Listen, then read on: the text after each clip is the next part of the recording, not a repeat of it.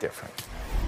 Welcome back. As we've been saying, the Wall Street Journal and the Washington Post, and literally just moments ago now, the New York Times, are all reporting that President Trump did pressure Ukraine's president to investigate Joe Biden's son on a July phone call. The Journal report claims Trump mentioned it about 8 times.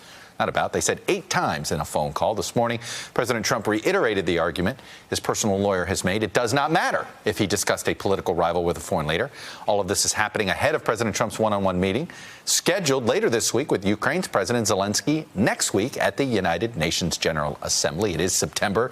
It is what we affectionately refer to as UNGA Week next week, UN General Assembly, in case you hear the word. Joining me now to help put a little of this into context is MSNBC national security analyst Michael McFaul. Of course, he served as the U.S. ambassador to Russia in the last administration. Kimberly, Michael, and Doug are also back. Mike, let me start straightforward here with I want you to see if you can clear up something Kelly O'Donnell was mentioning, which is foreign leader phone call transcripts and recordings. Controlled by the White House. Are they recordings? Are these notes? Are these full transcripts? Or could it be any of the three?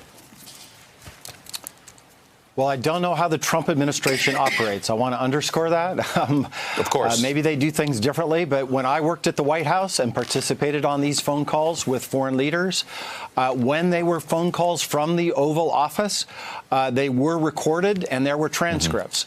And then those transcripts were made available by the White House Situation Room to a very small number of very senior people, almost all of them who worked at the White House. Not only, but it was a very close hold who got to look at those transcripts.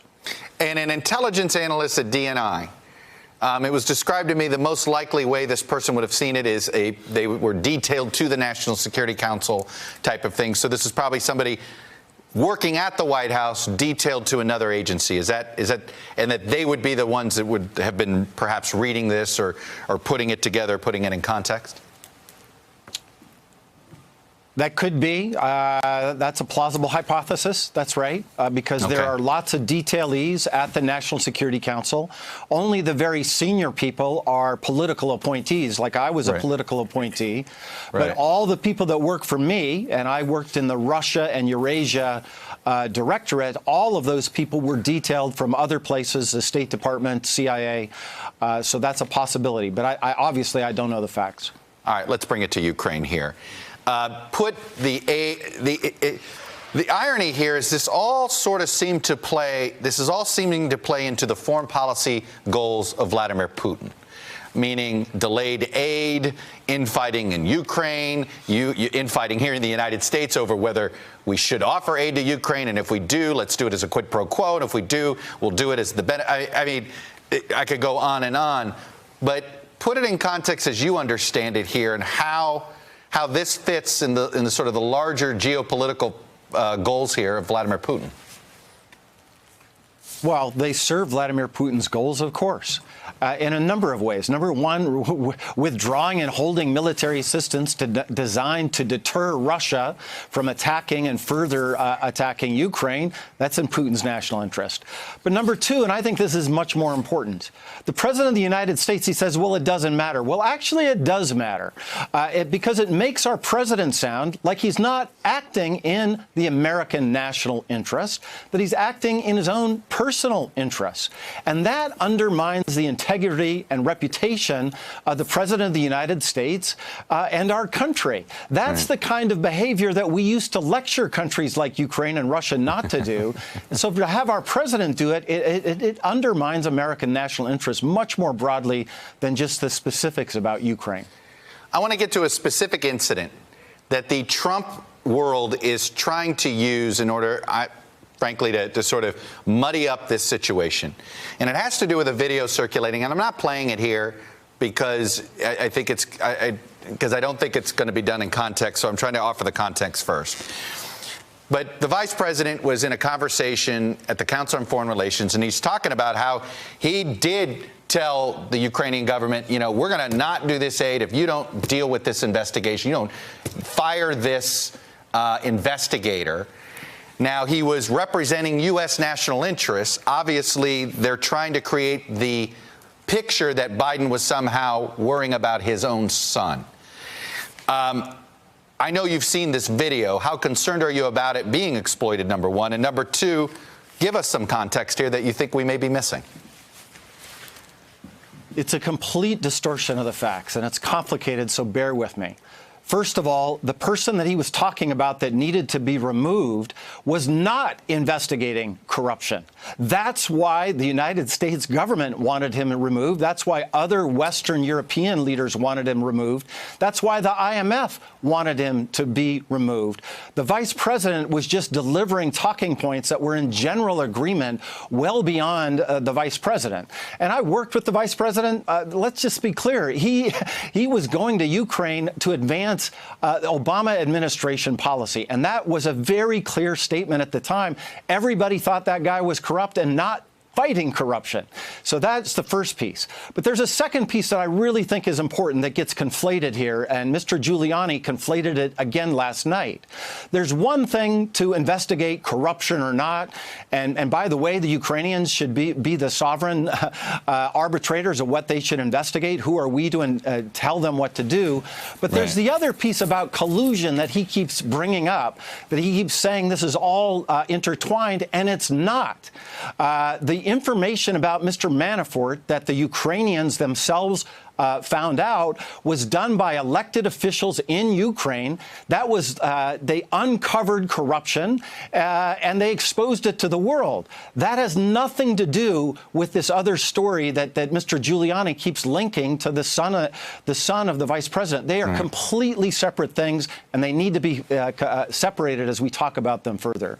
All right. You brought some expertise in trying to explain that. Doug Thornow, give advice to Joe Biden. How does he prevent this from being gaslit?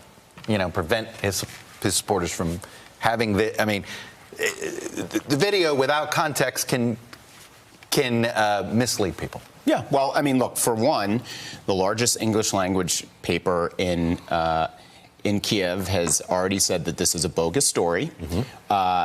The Washington Post and a whole bunch of other outlets have said this is a conspiracy theory. It's bogus. That's not something that will convince the president. No, absolutely not. Right. But it's something that they should hit on. And then I think you pivot back to this president, again, abusing his power for his own self-interest. And you can't spend a whole lot of time defending something that is nonsense. And I don't think his supporters should as well. They should just make the point that this is bogus and then raise the question as to why is the president using government resources? And that's what this is. And it looks like he's trying to extort Ukraine to investigate his biggest opponent, the one he fears the most, which is Joe Biden. Doesn't this a sign of weakness for Trump? How much he's risking of his own presidency to try to use his powers to beat up Biden? Sure, but it's also the only strategy available to him. I mean, we've talked about this before. He had other strategies. He just made a decision to correct. But from day one, he has gone to his base rather than broadening the coalition. Every single day, he trades in between the upper 30s and the mid 40s in the polls. He will never get above 50%. His only option is to make the Democratic alternative illegitimate, to do to the next Democratic nominee largely what he did to Secretary Clinton. And so this is a great, effective, awful, horrible strategy that he's going to take advantage of it. And remember, Chuck, I mean, this week there were a series of polls that showed the president losing to Joe Biden by 10, 12, 14 points. He was losing to other Democrats, too.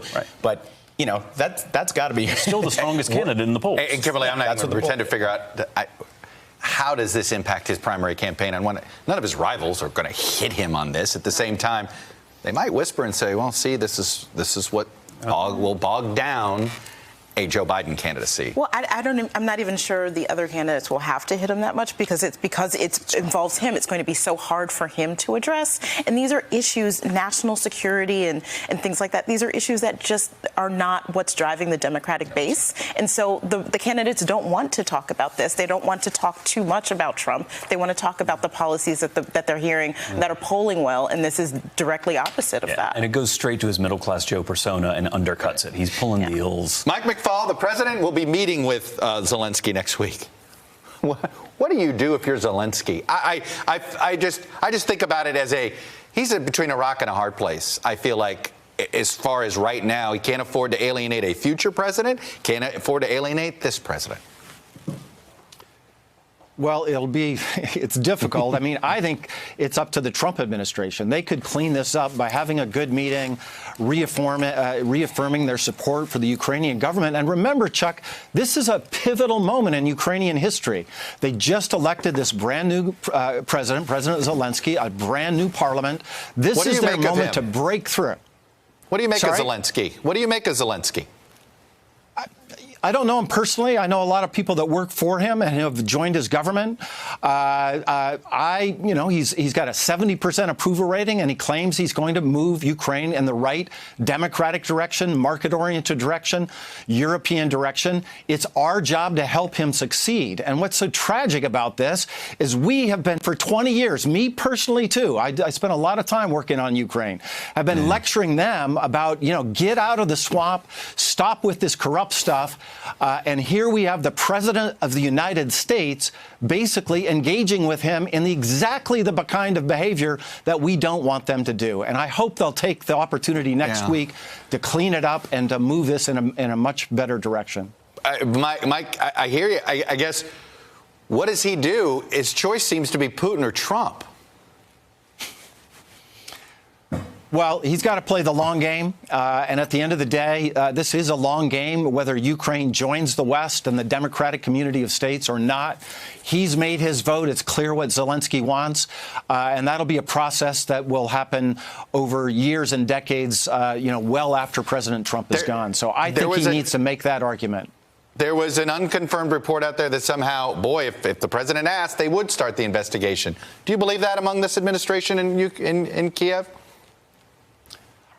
I certainly hope not. I don't believe it. These are a different group of people. And there's nothing to the story. I want to emphasize what one of your other guests said. They have real journalists in Ukraine, by the way. It's a real competitive, independent media.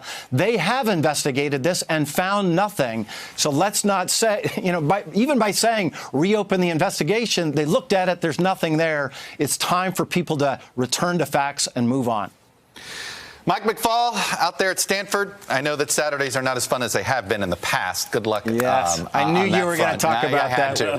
I had to. We got Oregon tomorrow. It's going to be a tough challenge, yes. Yes, it is. So thank you. At least you'll have beautiful weather for it. Kimberly, Michael, and Doug, thank you as well. Hello, YouTubers. If you're watching this, it means you've checked out our channel, so thank you. Now do me a favor. Subscribe by clicking on that button down there. Click on any of the videos to watch the latest interviews and highlights from MTP Daily and MSNBC. You can get more Beat the Press content every morning in the First Read newsletter. If you're tired of content that you don't know anything about where it came from, you don't have to have that problem with us. NBC News, MSNBC, MTP, and the Meet the Press mindset right here for you on YouTube. Subscribe now.